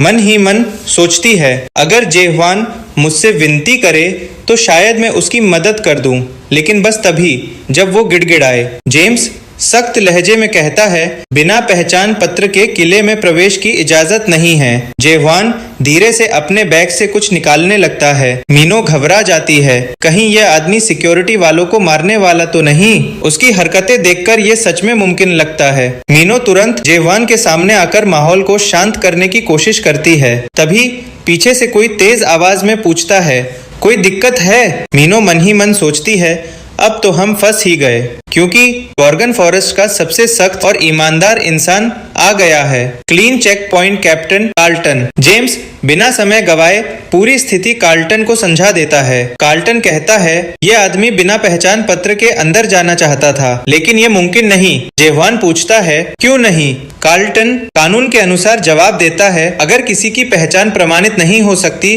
तो कैप्टन को उसे प्रवेश न देने का अधिकार है। यह गॉर्गन के प्रवेश कानून के तहत है, अनुच्छेद 27 पैरा 4 के अनुसार जैसा लिखा है। सभी लोग सिर झुका लेते हैं क्योंकि कार्लटन ने अपनी कानून स्किल का इस्तेमाल किया है। मीनो को ये बहुत परेशान करने वाला लगता है। जेहुआन बिना डरे मीनो के बंधन काट देता है और कहता है, मुझे इन कानूनों में कोई दिलचस्पी नहीं। जेहुआन आगे पूछता है, पहचान पत्र पर आखिर लिखा क्या होता है? कार्लटन जवाब देता है, नाम, संगठन, नौकरी वगैरह। जेहुआन ठंडे स्वर में कहता है, अगर यही सब लिखा होता है तो मुझे पहचान पत्र की जरूरत नहीं, क्योंकि मैं खुद को किसी से पहचान पत्र नहीं चाहता। कार्लटन को हैरानी होती है कि उसकी कानून स्किल जेहुआन पर काम क्यों नहीं कर रही। वो फिर से स्किल इस्तेमाल करता है। अनुच्छेद 2 धारा 6 के तहत नीली जंजीरें जेहुआन के चारों ओर लिपटने लगती हैं, लेकिन जैसे ही वो जंजीरें उसे छूती हैं, तुरंत टूट जाती हैं। सभी लोग हक्के बक्के रह जाते हैं। जेहुआन कहता है, क्या मैं वही नहीं कर सकता जो मीनो ने किया? मीनो को याद आता है कि उसने रिश्वत दी थी। रिश्वत लेने वाला जेम्स और उसके साथी अब डरे हुए हैं। जेहुआन कुछ फेंकता है और कहता है, ये लो और मुझे अंदर जाने दो। जेम्स गुस्से में कहता है, तुमने कप्तान को रिश्वत देने की कोशिश की, इस आदमी को यही खत्म कर देना चाहिए। लेकिन कार्लटन कहता है, रुको, मैं डियर विस्परर के दूत का इंतजार कर रहा था। कार्लटन मीनो पर स्कैनर चलाता है। डिवाइस दिखाता है कि उसकी सोल करप्शन 15% हो चुकी है। कार्लटन सलाह देता है कि उसे तुरंत दवा लेनी चाहिए। जेहुआन पूछता है, सोल करप्शन क्या है? मीनो समझाती है, ये एक बीमारी है जो यहाँ रहने वाले लोगों को होती है। जितना ज्यादा तुम यहाँ रहोगे, तुम्हारी आत्मा भ्रष्ट होती जाएगी। जब करप्शन चरम पर पहुंचती है तो तुम जानते हो क्या होता है। इसी वजह से सींग वाले जानवर और उनके सींग इतने कीमती हैं। जेहुआन को भी स्कैन किया जाता है, लेकिन उसकी आत्मा में कोई करप्शन नहीं पाया जाता। कार्लटन उसे स्पिरिट स्टोन लौटा देता है और कहता है, इसे किसी को भी मत देना, ये बहुत कीमती चीज है। जेहुआन कहता है, मैं वो डियर विस्परर नहीं हूँ जिसका तुम इंतजार कर रहे थे। कार्लटन जवाब देता है, मुझे पता है। दोनों अंदर जाते हैं। जेम्स पूछता है कि क्या इन लोगों को अंदर जाने देना सही रहेगा? कार्लटन उससे पूछता है, क्या तुम्हें पता है स्पिरिट स्टोन क्या होती है? जेम्स कहता है, हाँ, वो बहुत कीमती चीज है, खास तौर पर उन लोगों के लिए जो एडॉप्टर हैं, क्योंकि इससे उनकी ऊर्जा बढ़ती है, सही ना? कार्लटन कहता है कि वो सही है, लेकिन बात सिर्फ इतनी नहीं है। कार्लटन अपना ग्लव हटाता है और अपना हाथ दिखाता है, जो अब भ्रष्टाचार करप्शन से भरा हुआ है। कार्लटन बताता है कि कोई भी जो हिरण्य नियंत्रक नहीं है, वो स्पिरिट स्टोन को नियंत्रित नहीं कर सकता। इसका असर उनकी आत्मा को पूरी तरह नष्ट कर देता है। सिर्फ वही व्यक्ति इससे सुरक्षित रहता है। हालांकि सामने वाला आदमी शायद हिरण्य नियंत्रक नहीं है, फिर भी वो स्पिरिट स्टोन को नियंत्रित कर पा रहा है। जेम्स पूछता है कि क्या उस पर भरोसा किया जा सकता है? कार्लटन जवाब देता है, मैं उस आदमी पर नहीं, उसकी आत्मा पर भरोसा करता हूँ। कार्लटन को याद आता है कि थोड़ी देर पहले जो डिवाइस आत्मा में भ्रष्टाचार जांचने के लिए इस्तेमाल हुई थी, उसने 0% भ्रष्टाचार दिखाया था और वो डिवाइस भी खराब नहीं थी। असल में ऐसा तभी होता है जब किसी की आत्मा पूरे कायोस में सबसे ज्यादा शुद्ध हो, और ये जरूरी नहीं कि वो हिरण्य नियंत्रक ही हो। उन्हें बस ऐसा व्यक्ति चाहिए जो स्पिरिट स्टोन को नियंत्रित कर सके। अंदर का किला तय करेगा उसके साथ क्या करना है। जेम्स पूछता है कि क्या ये सब किले के मास्टर की बीमारी से जुड़ा हुआ है? कार्लटन कहता है कि उसे पूरी जानकारी नहीं है, लेकिन उसने सुना है कि कोई रिश्वत देकर इन्हें अंदर भेजने वाला था। जेहुआन और मीनो सड़क पर चलते हैं। जेहुआन सोचता है कि इस जगह की गलियां बहुत उलझी हुई हैं और ऊपर से मीनो उसके लिए एक बोझ बन गई है। ये सब इसलिए हुआ क्योंकि कार्लटन हर समय कानून कायदे की बातें करता रहता है और मीनो के पास उसका सामना करने का कोई तरीका नहीं। जेहुआन और मीनो एक पुल पर चलते हैं। जेहवान पूछता है कि अच्छा लोहार ब्लैकस्मिथ कहाँ मिलेगा। तभी किसी की नजर जेहवान के हाथ में पकड़ी स्पिरिट वेपन पर पड़ती है और वो व्यक्ति मुस्कुराता है। आखिरकार मीनो होश में आती है। जेहवान उसे कहता है कि अब से वो अपने रास्ते पर चली जाए। मीनो कहती है कि ये ठीक नहीं, उसे इस तरह अकेला छोड़ देना बहुत गलत है। क्या ये सब गेब पर जो मीनो ने किया उसकी वजह से है? जेहवान कहता है कि अब जब वो किले के अंदर आ गया है उसे मीनो की कोई जरूरत नहीं है, क्योंकि वो दोनों बहुत अलग हैं। इसीलिए मीनो को अपना रास्ता पकड़ लेना चाहिए। मीनो अपने होठ काटती है लेकिन आगे बढ़ जाती है, क्योंकि मीनो अभी जेहवान को छोड़ना नहीं चाहती। उसे यहाँ की जगहों का पता नहीं है ना, तो रास्ता पूछने के बजाय मीनो खुद ही उसे बता सकती है कि कहाँ जाना है। जेहवान लंबी सांस लेता है और बताता है कि उसे मेयर से मिलना है। मीनो कहती है कि उसे पता है कि मेयर कहाँ मिल सकता है, तो चलें क्या? जेहवान कहता है कि हाँ, लेकिन पहले उन लोगों से निपटना होगा जो तब से उनका पीछा कर रहे हैं। वो गुंडे बहुत खुश हैं कि आखिरकार उन्हें मिल ही गए। उन्होंने सुना है कि जेहवान की तलवार से आग निकलती है या कुछ ऐसा ही। मीनो उन्हें जाने को कहती है, क्योंकि अगर वो परेशान करते रहे तो उन्हें मौत का सामना करना पड़ेगा। गुंडे कहते हैं कि थोड़ा शिष्टाचार दिखाओ। उनके ग्रुप का सबसे छोटा लड़का अभी किशोरावस्था में है और जब कोई गंदी भाषा बोलता है तो वो बहुत उत्तेजित हो जाता है, जो उसके लिए अच्छा नहीं है। अगर जेहवान और मीनो यहाँ से जाना चाहते हैं तो उन्हें वो तलवार और कुछ कीमती चीजें देनी होंगी सुरक्षा शुल्क के तौर पर। जेहवान साफ मना कर देता है, जबकि मीनो हैरान होती है कि वो विशालकाय लड़का ही सबसे छोटा है। गुंडे उन्हें कहते हैं कि हालात को जल्दी समझो वरना चोट लग सकती है। मीनो अभी भी सोच रही है कि इतना बड़ा लड़का सबसे छोटा कैसे हो सकता है, लेकिन जेहवान उसे आदेश देता है कि वो हमला करे, क्योंकि उनकी गंदी भाषा की सजा मिलनी चाहिए। सबसे छोटे भाई के कारण उस गुंडे का गुस्सा फूट पड़ता है। उसे लगता है कि मीनो की बेहुदी हरकत की सजा उसे मिलनी ही चाहिए। एक ही वार में जेहवान उसका हाथ काट देता है और साथ ही किसी की छत भी उड़ जाती है। जेहवान सोचता है कि ये सब इतने नीच लोग हैं फिर भी इतना हल्ला मचा रहे हैं, तो अब खुलकर लड़ाई हो ही जाए। अब ये सब बहुत गुस्से में है क्योंकि जेहवान ने उनके प्यारे छोटे भाई को चोट पहुंचा दी। गुंडे कसम खाते हैं कि जेहवान को कभी माफ नहीं करेंगे और किसी भी कीमत पर उसका बदला लेंगे। उन्हीं में से कोई कहता है कि उनका छोटा भाई अभी जिंदा है। जेहवान पर इन धमकियों का कोई असर नहीं होता, वो बस चुपचाप सबको घूरता है। सारे गुंडे तलवारें लेकर जेहवान पर टूट पड़ते हैं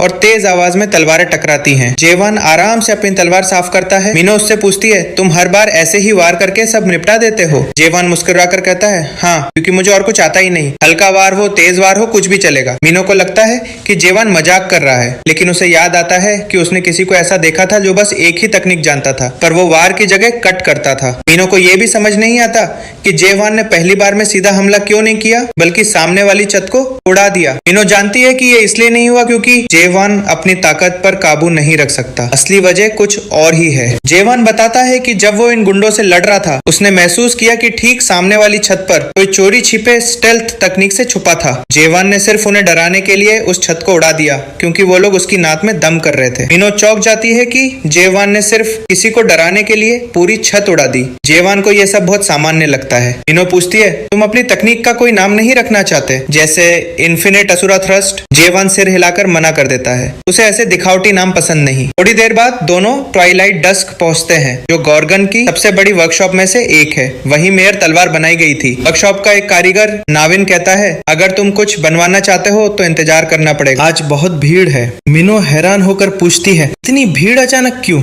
नाविन समझाता है कि मालिक यहाँ नहीं है और एकमात्र डिप्टी मालिक वही है, इसलिए सब काम उसी पर है। लेकिन अगर कोई तैयार सामान खरीदना चाहते हैं तो तुरंत ले सकते हैं, ऑर्डर देने में बहुत समय लगेगा। अंदर एक और डिप्टी मालिक शागिर्दों से पूछता है कि क्या वो क्वाड हॉर्न तलवार में ज्वेल लगाने के लिए छेद बना सकते हैं, तभी तलवार पूरी होगी। शागिर्द खुशी खुशी तैयार हो जाते हैं। ये देखकर माइकल भी खुश होता है। माइकल चेतावनी देता है कि क्वाड हॉर्न बहुत मजबूत होता है, इसमें छेद करना इतना आसान नहीं। फिर भी माइकल को उनके हौसले अच्छे लगते हैं, इसलिए कहता है कि जो इसमें छेद करेगा वो एक दिन के लिए वर्कशॉप का डिप्टी मालिक बनेगा। शागिर्द जी जान लगाकर कोशिश करते हैं, लेकिन सबसे अच्छे औजार और सटीक वार के बावजूद तलवार पर खरोच तक नहीं आती। माइकल कहता है कि अगर ऐसे कमजोर वार करते रहोगे तो दरार भी नहीं पड़ेगी। माइकल को अफसोस होता है कि उसने इतना अच्छा मौका दिया, पर ये सब काफी कमजोर है। तभी जे हुआन आगे आता है और कहता है कि वो भी कोशिश करना चाहता है। माइकल सोचता है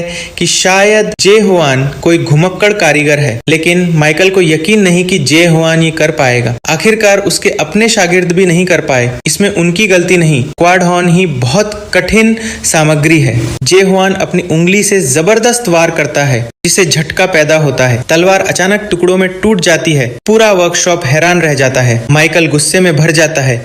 शागिर्द उसे पकड़कर रोकते हैं। जे हुआन कहता है कि उसने तो हल्के में किया था। मीनो कहती है कि इसे हल्के में करना नहीं कहते। जे हुआन समझाता है कि पूरी तलवार तोड़ना आसान है, मुश्किल है सही जगह पर तोड़ना। जे हुआन कम से कम माफी मांगता है। माइकल गुस्से में कहता है कि सिर्फ माफी से काम नहीं चलेगा, वो क्वाड हॉर्न बहुत महंगा था। माइकल सोचता है अब वो इन्फिनिट एस्टेब्लिशमेंट वालों को क्या जवाब देगा, जिन्होंने ये तलवार बनवाने का ऑर्डर दिया था। जे हुआन कहता है कि वो उसकी भरपाई एक बेहतर हॉर्न से करेगा। माइकल हंसते हुए पूछता है कि जे हुआन जैसा गरीब उसके पास बेहतर हॉर्न कहां से लाएगा। जे हुआन अपनी थैली से पेंटा हॉर्न निकालता है। पूरा वर्कशॉप फिर चौंक जाता है। जे हुआन पूछता है क्या ये भरपाई के लिए काफी है? अभी मेरे पास कोई क्वाड हॉर्न नहीं है। माइकल मान जाता है कि ये बहुत ज्यादा है। जे हुआन पूछता है कि क्या वो कुछ देर ये जगह इस्तेमाल कर सकता है। माइकल शागिर्दों को दरवाजा बंद करने को कहता है और जे हुआन को अंदर ले जाता है। माइकल जे हुआन को गॉर्गन की सबसे बेहतरीन वर्कशॉप ट्वाइलाइट डस्क दिखाता है। यहाँ हर वो सुविधा है जिसकी किसी कारीगर को जरूरत होती है। आज जे हुआन डिप्टी मालिक है, वो जैसा चाहे वैसे इस्तेमाल कर सकता है। जे हुआन माइकल का धन्यवाद करता है। माइकल पूछता है कि जे हुआन के पास इतना कीमती हॉर्न आया कहां से। जे हुआन बताता है कि उसने खुद पेंटा हॉर्न का शिकार किया था। नाम से ही पता चलता है उसके पास 5 सींग थे। जे हुआन कहता है कि उसे तलवार की म्यान बनानी है, इसमें माइकल की मदद चाहिए। माइकल हैरान होकर सोचता है कि इतनी कीमती हॉर्न से सिर्फ म्यान। माइकल सोचता है इस तलवार में ऐसा क्या है। जे हुआन तलवार देता है। माइकल पहचान जाता है ये आइस ड्रैगन तलवार की नकल है ना, मेयर ने खुद बनाई थी। बहुत दुर्लभ और शानदार दिखने वाली तलवार। माइकल फिर भी सोचता है कि पेंटा हॉर्न से म्यान बनाना बेवकूफी है, इससे तो नई तलवार बनानी चाहिए। अचानक तलवार माइकल के हाथ से निकल जाती है और हॉर्न को निगलने लगती है। माइकल समझ जाता है कि ये स्पिरिट वेपन है, इसमें किसी उच्च जाति की आत्मा है। माइकल सोचता है कि जे हुआन के पास ये आई कैसे। तलवार का रूप बदलने लगता है, इसका विकास शुरू हो जाता है। माइकल बताता है कि जब स्पिरिट वेपन पूरा विकसित हो जाती है तो उसका पुराना नाम मिट जाता है। हॉर्न भी गायब हो जाता है, लेकिन जे हुआन के पास और है। माइकल सोचता है हाँ, पेंटा हॉर्न के पास तो 5 सींग होते हैं। माइकल पूछता है कि वो जे हुआन की कैसे मदद कर सकता है। जे हुआन कहता है कि पहले वो देखना चाहता है कि माइकल सामग्री के साथ कैसे काम करता है। माइकल पूछता है कि कोई डिजाइन सोचा है। जे हुआन कहता है कि वो सब माइकल पे छोड़ता है, क्योंकि वही प्रोफेशनल है। माइकल जो अब पसीने में डूबा है कहता है कि डॉन का मास्टर दिखाएगा कि वो क्या कर सकता है। गॉर्गन के आंतरिक किले में एक आदमी जुर्चन जेवर के सामने झुकता है। आदमी बताता है कि गुंडों को मार दिया गया और इस वजह से निशाना हाथ से निकल गया। जुर्चन पूछता है कि वो कैसे हार गए। आदमी कहता है कि उसे खुद नहीं पता, जब होश आया तो वो छत पर गिरा पड़ा था। निशाने ने उसकी मौजूदगी भाप ली थी। जुर्चन सोचता है कि जे हुआन कितना जबरदस्त है, उसने इतनी उच्च स्तरीय स्टेल्थ तकनीक को भी पहचान लिया। अब जुर्चन सोचता है कि जे हुआन कम से कम स्टेज 5 एडाप्टर स्तर का होगा। जुर्चन मैन पावर बढ़ाने और पूरे किले में जे हुआन को ढूंढकर लाने का आदेश देता है। आदमी आदेश मानकर चला जाता है। जुर्चन सोचता है बस थोड़ा और। किले का मालिक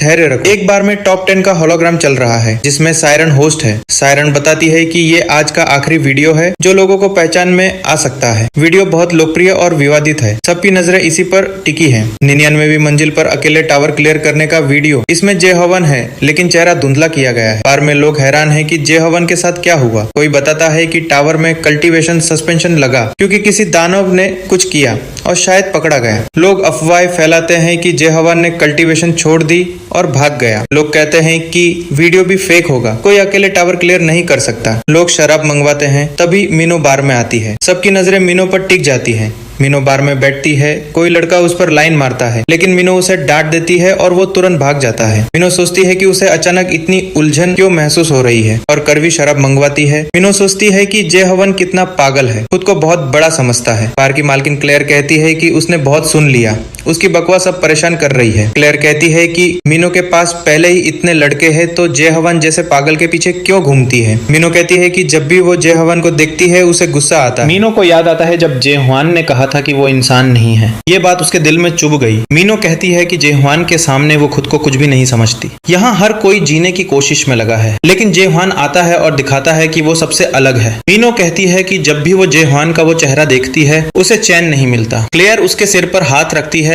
और कहती है कि मीनू अभी बच्ची है, उसे जेहुआन से दूर ही रहना चाहिए। अचानक एक सुनहरी चिड़िया बार के अंदर उड़ती है और मीनू के हाथ में एक स्क्रॉल थमा देती है। ये स्क्रॉल कार्लटन ने भेजा है। मीनू सोचती है कि इस आदमी को अब उससे क्या काम पड़ गया। वो जैसे ही स्क्रॉल खोलती है तभी उसके पीछे से एक आवाज आती है, तुम ही कत्लेआम की डाइन हो। मीनू बिना सोचे समझे तुरंत अपने डैगर से हमला करने की कोशिश करती है, पर सामने वाला उसका हाथ कसकर पकड़ लेता है और मुस्कुराते हुए कहता है, मुझे ऐसे रूखे अभिवादन बुरे नहीं लगते, लेकिन फिलहाल समय बहुत खराब है क्योंकि तुम्हें मेरे लिए एक काम करना पड़ेगा। इसी बीच वर्कशॉप में हॉर्न को परिष्कृत करने की कोशिश का अजीब ही नतीजा निकलता है। हॉर्न अब किसी राक्षस जैसी आकृति में बदल चुका है। माइकल परेशान होकर सोचता है कि अब वो ऐसी भयानक चीज का क्या करें। जेहुआन उसे उठाता है और कहता है, संभालो खुद को, भूल गए क्या कि हम अभी किस काम में लगे हैं। तुमने मदद करने की बात कही थी ना, तो ढंग से करो। थोड़ी देर पहले उन्होंने हॉर्न को तोड़ने की कोशिश की थी, लेकिन उनके सबसे अच्छे औजार भी इस दबाव में टूटने लगे थे। माइकल हार मानकर कहता है कि अब उससे नहीं होगा, ये उसके स्तर से कहीं ज्यादा बड़ा काम है। माइकल डर से कांप रहा है। उसे लगता है कि अगर ये असली पेंटाहॉर्न की असलियत है तो अब तक वो इस पर कितनी छोटी छोटी कोशिशें कर रहा था। माइकल खुद को दिलासा देता है कि ये सब सपना है, उसे बस जाग जाना चाहिए। वो भागता हुआ दरवाजे की ओर जाता है। जेहुआन उसे रोकने की कोशिश करता है, लेकिन माइकल सुनने को तैयार नहीं। माइकल बाहर निकलकर मदद के लिए चिल्लाता है, लेकिन जैसे ही वो बाहर देखता है उसकी आंखें फटी की फटी रह जाती हैं। इस जगह की असली सच्चाई अब माइकल के सामने है। एक प्रशिक्षु माइकल से पूछता है, क्या तुमने स्मेल्टिंग क्या गलाने का काम पूरा कर लिया?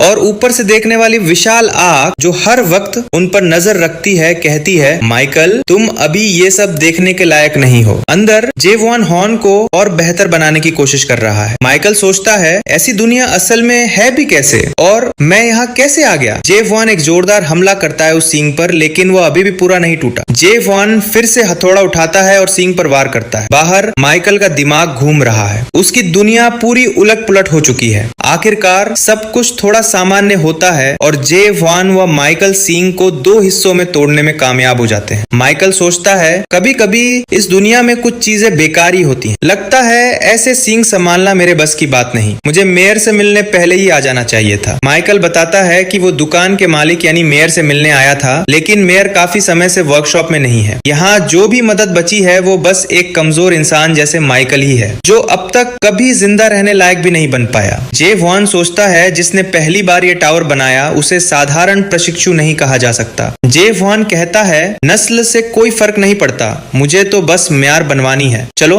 आगे बढ़ते हैं। माइकल कहता है, आज के लिए बहुत हो गया। जेहुआन मुस्कुरा कर कहता है, 10 अरब बार कोशिश करो, यही तरीका है। माइकल हंसता है, उसे लगता है उसने बहुत मेहनत की है। जेहुआन को याद आता है जब उसने कहा था कि उसने ब्लैक स्मिथिंग की सारी स्किल्स मास्टर कर ली हैं और उसे 99% सफलता का भरोसा है। लेकिन अब जेहुआन सोचता है, कहीं मैं उस 99% संभावना की तरफ नहीं बल्कि उस 1% की असफलता से भाग तो नहीं रहा। जेहुआन जानता है कि उसने सबसे ज्यादा मेहनत की है, लेकिन क्या माइकल को पता है कि असली प्रोसेस स्किल कैसे ट्रिगर होती है? माइकल कहता है, अगर तुम स्किल के सिद्धांत की बात कर रहे हो तो मेयर की प्रोसेस स्किल सबसे पहली स्किल में से है। ये पानी और आग जैसी है जो सदियों से है। आम इंसान इस दुनिया की शुरुआत को समझ भी कैसे सकते हैं, कोशिश करने का क्या फायदा? जेहुआन कहता है, अगर तुम ऐसा सोचते हो तो कभी भी इस दुनिया की असलियत नहीं समझ पाओगे। तुमने अभी तक अपनी स्किल्स को सही से इस्तेमाल ही नहीं किया। माइकल गंभीर होकर जेहुआन को देखता है और समझाता है, हथौड़े और छेनी में स्पिरिट पावर डालकर उसकी मदद से सिंग को बारीकी से काटना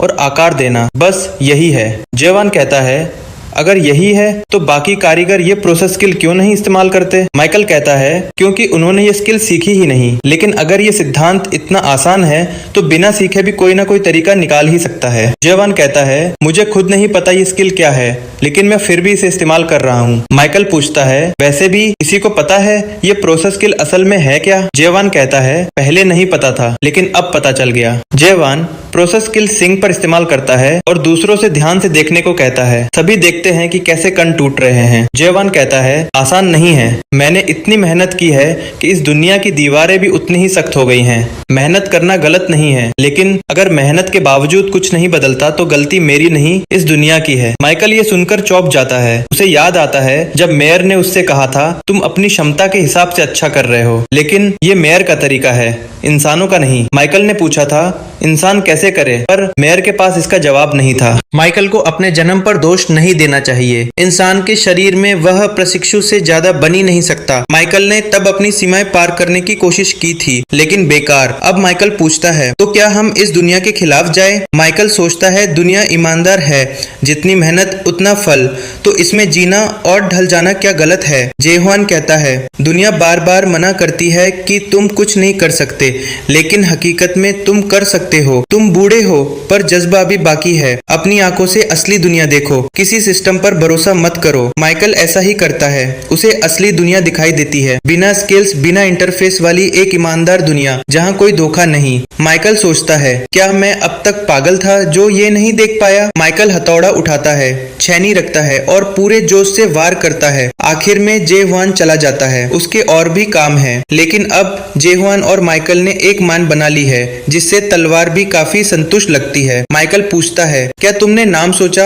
अगर नहीं तो मैं रखना चाहूंगा अलोन वुल्फ, अकेला भेड़िया। ये नाम इस तलवार पर बिल्कुल फिट बैठता है। जेहुआन जाने लगता है। माइकल एक आखिरी सवाल करता है तुम्हारी दुनिया में मैं कैसा दिखता हूँ? जेहुआन कहता है मैं कभी पीछे मुड़कर नहीं देखता, पर कौन समझ सकता है मेरी अकेली दुनिया को? जेहुआन नोट करता है कि मीनो उसका पीछा कर रही है। जेहुआन पूछता है क्या इरादा है तुम्हारा? मीनो पास आकर कहती है तुम्हें मारने का। जेहुआन हैरान होकर पूछता है क्यों? मीनो कहती है ताकि तुम्हारे पास जो स्पिरिट स्टोन है वो लेकर मैं अच्छी जिंदगी जी सकूं। जेहुआन हंसता है। मीनो उसे कपड़े देती है माफी के तौर पर। मीनो कहती है भिखारी जैसी हालत में मत घूमो। जेहुआन पूछता है अब क्या करोगी? तुम मेयर से नहीं मिली? माइकल ने मुझे रास्ता बताया, मैं मेयर से मिलूंगा और कहूंगा मुझे जानना है ब्रह्म के पेड़ और एबिस तक जाने का तरीका। मीनो कहती है तुम क्यों जा रहे हो? वहां से लौटने वाले कभी वैसे नहीं रहते। जेहुआन कहता है मैं लौटने नहीं जा रहा, मैं इस दुनिया और इसके लोगों को खत्म करने जा रहा हूँ। ये सुनकर मीनो भड़क जाती है। मीनो कहती है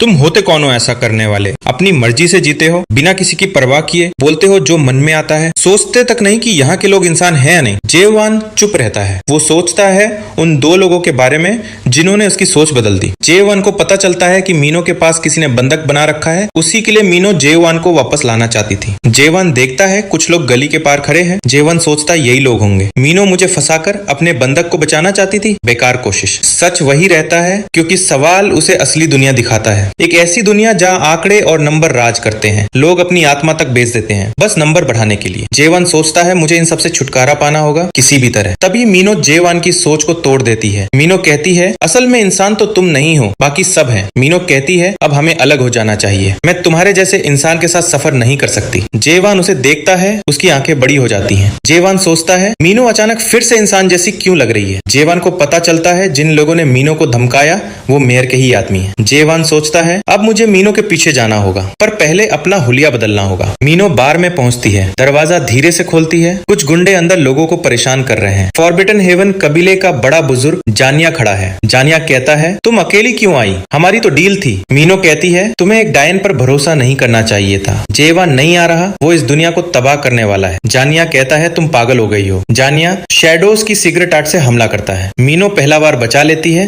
पर जानिया चालाकी से फिर से हमला करता है। मीनो को चोट लगती है। जानिया कहता है यहाँ साउंड प्रूफ बैरियर लगा है, बाहर कोई कुछ नहीं सुन सकता, अब हार मानो और जेहुआन को यहाँ लाओ। मीनो कहती है इस दुनिया को तो अंधकार खत्म करेगा। जानिया हंसता है। गोर्गन फोर्ट्रेस में डार्क फॉरेस्ट का कोई भी नहीं है। जब तक वो जानेंगे तुम दोनों कुचल दी जाओगी। मीनो 7 खंजरों की गुप्त तकनीक इस्तेमाल करती है, पर कुछ नहीं होता। मीनो घुटनों पर गिर जाती है। मीनो को याद आता है जब जेहुआन ने उससे पूछा था अगर तुम्हें मौका मिले तो क्या तुम पीछे लौटोगी? अब मीनो सोचती है, अगर मैं शुरू से जेवान के साथ जाती तो ये सब नहीं होता। अचानक बाहर से एक तेज वार आता है जिससे जानिया पीछे गिर जाता है। मीनो कहती है, मुझे इस तरह की हालत बिल्कुल पसंद नहीं, और वो पूछती है, तुम यहाँ क्या कर रहे हो? तुम्हें तो दुनिया तबाह करनी थी। जेवान बताता है कि जो कपड़े मीनो ने उसे दिए थे वो उसे ठीक से फिट ही नहीं हुए। गुंडे खुश हैं कि जेवान खुद ही यहाँ आ गया। जेवान कहता है, अगर तुम लोग मेयर के साथ हो तो उसे अभी यहाँ बुलाओ। गुंडे हैरान हैं, सोचते हैं क्या ये बंदा पागल है? एक गुंडा कहता है, इसकी फोर्ट्रेस के खिलाफ जाने की अफवाहें सच लग रही हैं। मीनो उसे सावधान रहने को कहती है। उनका लीडर 4th स्टेज एडेप्टर है। जेवान कहता है, मैं हारने वालों में से नहीं हूँ। जानिया अपने गुंडों के साथ हवा में कूदता है, हमला करने के लिए तैयार। वो कहता है, ये लड़का बहुत घमंडी है, पर कोई बात नहीं, हम इसे ऐसा सबक सिखाएंगे जो जिंदगी भर याद रहेगा। जेवान एक हल्का वार करता है जिसे जानिया मुश्किल से ही सही पर बच जाता है। गुंडे हैरान हैं, इसमें इतनी ताकत है?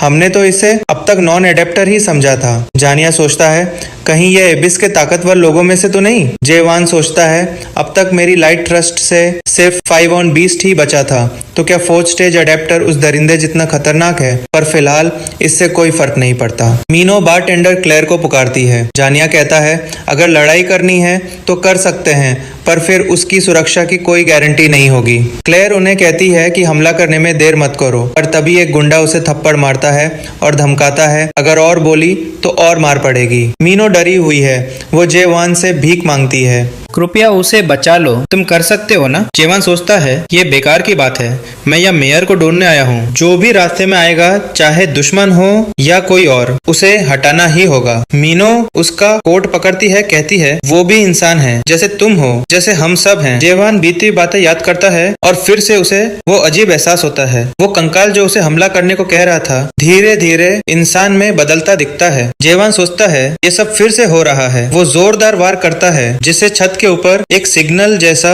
निशान बन जाता है जो गार्ड्स देख लेते हैं। कार्ल्टन जो वही है कहता है, हमें तुरंत निकलना चाहिए। एक गुंडा कहता है, साउंड प्रूफ बैरियर टूट चुका है। तभी कार्ल्टन भारी भरकम आर्मर पहने गार्ड्स के साथ वहाँ पहुँचता है। वो जेवान को देखकर चौंकता है, यह हुआ क्या? जेवान कहता है, तुम सही वक्त पर आए। ये बड़ा आदमी वही कानून तोड़ रहा है जिन पर उसे बड़ा घमंड है। मुझे कानून की पूरी धारा याद नहीं, शायद गॉर्गन क्रिमिनल लॉ का चैप्टर 276 सेक्शन 4 जैसा कुछ होगा। शायद ये आदमी मेयर के साथ मिलकर इस बार को ठिकाना बनाकर हमारी दुनिया तबाह करना चाहता है। मीनो कहती है, असल में ये सब वो ही करना चाहता है। कार्ल्टन कहता है, गॉर्गन क्रिमिनल लॉ के चैप्टर 194 सेक्शन 4 और चैप्टर 124 सेक्शन 6 के तहत तुम सब बिना वारंट के गिरफ्तार किए जाओगे, तबाही और अपहरण के आरोप में। वो भागने की कोशिश करते हैं, लेकिन कार्ल्टन अपनी चांदी की बेड़ियों से 2 लोगों को बांध देता है और अपना हथियार निकालता है। जानिया तलवार लेकर झपटता है, दोनों में भिड़ंत होती है। धीरे धीरे जानिया पीछे धकेला जाता है, उसकी तलवार में दरारें पड़ने लगती हैं। आखिरी बार पूरी ताकत से हमला करता है, पर कार्ल्टन उसकी बाहें बांधकर उसे जमीन पर पटक देता है। जानिया पकड़ा जाता है। उसने सुना था कि कार्ल्टन जितना नेक है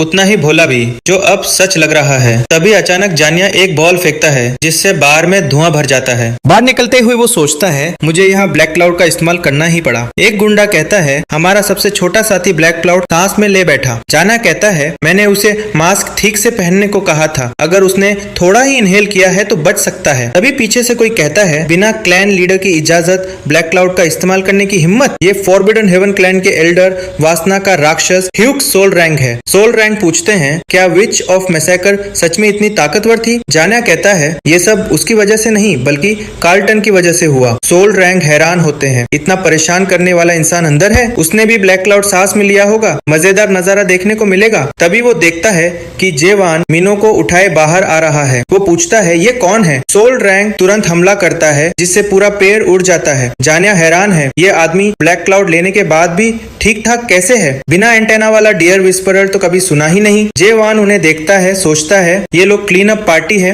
बेहद परेशान करने वाले। वो सोचता है, मुझे ये हमला अभी नहीं करना था, पर अब कोई चारा नहीं। जेवान गार्डनेक्स मेजेस्टी का इस्तेमाल करता है है जिससे उस दरिंदे की छवि बनती है जिससे उसकी तलवार बनी है। इस पल की उलझन में नए पहुंचे सिपाही बिना किसी हलचल के ही कट कट कर गिर जाते हैं। सोल रैंक डर कर भाग जाते हैं। कहते हैं अब ये मामला तुम लोगों पर छोड़ता हूँ। जाने उसे गाली देता है, अपने गुंडों को देखता है, सोचता है यही मेरी जिंदगी का अंजाम है। जेवान कहता है अब तुम्हारे पास बचने का कोई रास्ता नहीं, मेरे सवालों के जवाब दो। मेयर कहाँ है? जान्या कहता है अगर मैंने बता दिया तो जिंदा रहना ही बेकार होगा, उस आदमी को पता चला तो मौत ही बेहतर है। जेवान सोचता है वो आदमी कौन है? जान्या मजबूरी में एक स्पिरिट स्टोन निकाल कर निकल जाता है। जेवान चौंकता है, याद करता है कि मीनो ने कहा था यहाँ के लोग ऐसे लगते हैं जैसे ड्रग्स लेते हैं, पर असल में ये आत्मा की गंदगी कम करने के लिए खाते हैं क्योंकि कोई मरना नहीं चाहता। जान्या का शरीर विकराल रूप ले लेता है। अब वो असल में मरे हुओं में से एक बन चुका है। वो अपने पंजों से आसपास के लोगों को मारता है। अब वो असल दुनिया देख सकता है कि वो असल में कहाँ रह रहा था। वो सोचता है ऐसी दुनिया में इज्जत किस काम की? अब तक वो किस बात से डर रहा था? अब वो आजाद है, इन चलते फिरते जिस्मों से परे। उसे जे हुआन की खतरनाक नजरें महसूस होती हैं। वो हमला करने की कोशिश करता है पर आखिरी पल में रुक जाता है। एक इंसान मरे हुओं की दुनिया में क्या कर रहा है? जे हुआन कहता है तू आखिर बना क्या है? मुझे फर्क नहीं पड़ता, तुझे मारा जा सकता है। जे हुआन पूरी ताकत से वार करता है। जान्या का सिर धड़ से अलग हो जाता है। आखिरी पलों में जान्या अपनी पिछली जिंदगी याद करता है। उसकी आंखों से आंसू निकलते हैं। क्या फिर से बारिश हो रही है? इसके साथ ही वो हमेशा के लिए खत्म हो जाता है। जे हुआन सोचता है ये आदमी था क्या? अब उसे बार में बचे किसी ऐसे इंसान को ढूंढना है जो बता सके कि मेयर कहाँ है। वो अकेला युद्ध के मैदान से चलता है। वो वहां जाता है जहां बार के घायल लोग हैं। मीनो की हालत बहुत खराब है। कार्ल्टन भी बुरी हालत में है।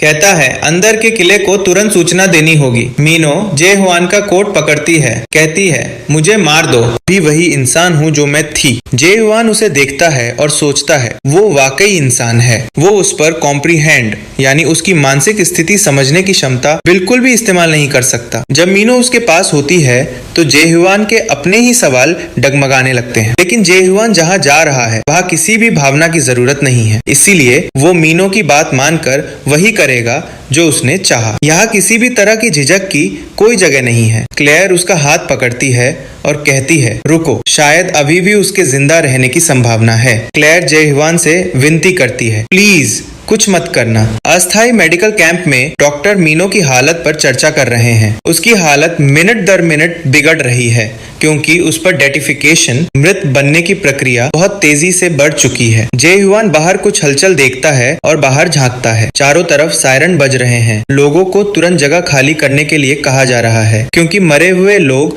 अब किले के अंदर घुस चुके हैं। एक आदमी एक गार्ड से पूछता है हमें कहाँ जाना चाहिए, लेकिन बदकिस्मती से वो गार्ड पहले ही मरे हुए लोगों में बदल चुका है। वो आदमी को तुरंत मार देता है और भी मरे हुए लोग अंदर आ जाते हैं जो किसी को भी अपने हाथ लगते ही मारने के लिए तैयार हैं। तभी कुछ लोग आसमान से छलांग लगाते हैं और सीधे मरे हुए लोगों पर हमला कर देते हैं। वो सभी को मारना शुरू कर देते हैं। उनके नेता के लंबे बाल हैं और उसके पास एक अनोखी तलवार है। क्लेयर नोट करती है यही वो इंसान है जिसके बारे में मीनो ने बताया था, वो जो इस जगह के सारे नियम ठुकरा देगा। वो पूरी दुनिया का फैसला अपनी नजर से करेगा और खुद तय करेगा कि असली इंसान कौन है ना? क्लेयर सोचती है मैं ऐसे लोगों को अच्छे से जानती हूँ। मैंने पहले भी एक ऐसा इंसान देखा है। लोग यहाँ इसलिए नहीं टिके क्योंकि वो बेवकूफ हैं, वो इसलिए टिके हैं क्योंकि उनके पास कोई और विकल्प नहीं है। जे हुआन कहता है उनमें वो हिम्मत नहीं है। क्लेयर पूछती है किस बात की हिम्मत? जे हुआन समझाता है आगे बढ़ने की हिम्मत, उस परिभाषा तक पहुंचने की हिम्मत जो वाकई ज्यादा सही है। क्लेयर सोचती है शायद जे हुआन उन्हीं में से है जो ऐसी ही किसी चीज की तलाश में है। शायद इस बार वो सही भी हो, लेकिन मुझ में वो हिम्मत नहीं है।